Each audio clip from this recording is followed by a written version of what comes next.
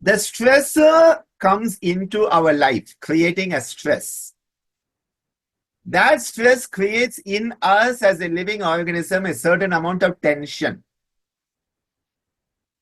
Now, if we have a strong sense of coherence, which means we feel that we can understand our life, we can manage our life, and our life has purpose, that same stressor that has created the tension will enable us to become healthier.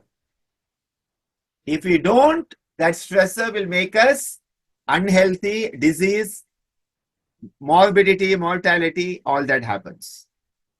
The second thing that Antonovsky has suggested along with sense of coherence is something called generalized resistance resources, GRR. Now, the generalized resistance resources are the tools we have, the support system that we have that help us to deal with that stress. What is the difference between a resource and a generalized resistance resource? In one of our webinars on Salutogenesis, where we had with us members from the STAR Society, that is the Society for Research in Salutogenesis and the Global Working Group, one of the speakers made a beautiful analogy. They said, living next to the woods, which have a lot of nice walking paths, is a resource. The woods are the resource. When you start to use those woods to have a nice walk when you are stressed, it becomes a generalized resistance resource. Well, why talk about woods? I live on the beach.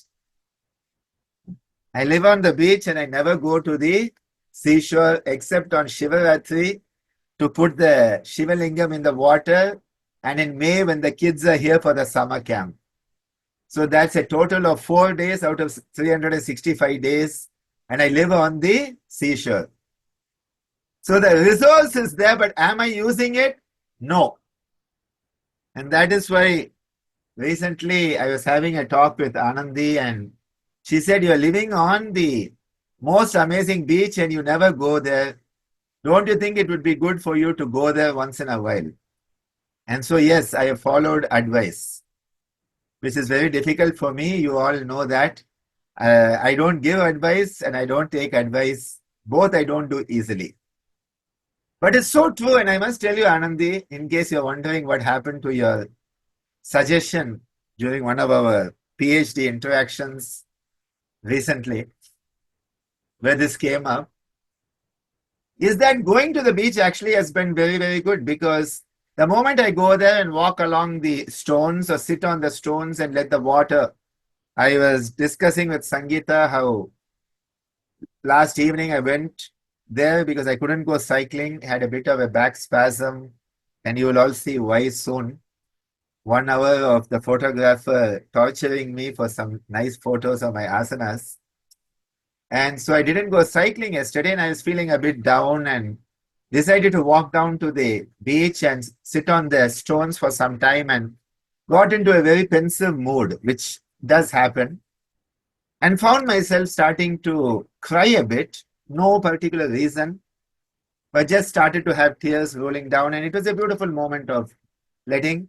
And suddenly the ocean said, you are not getting enough tears. And it splashed, a huge wave came up and drenched me completely when I was sitting on the... So it made sure that not just salty tears from the eyes, but the whole body was covered with, salt water. It said, if you want to be drenched, this is how you get drenched. Felt very good.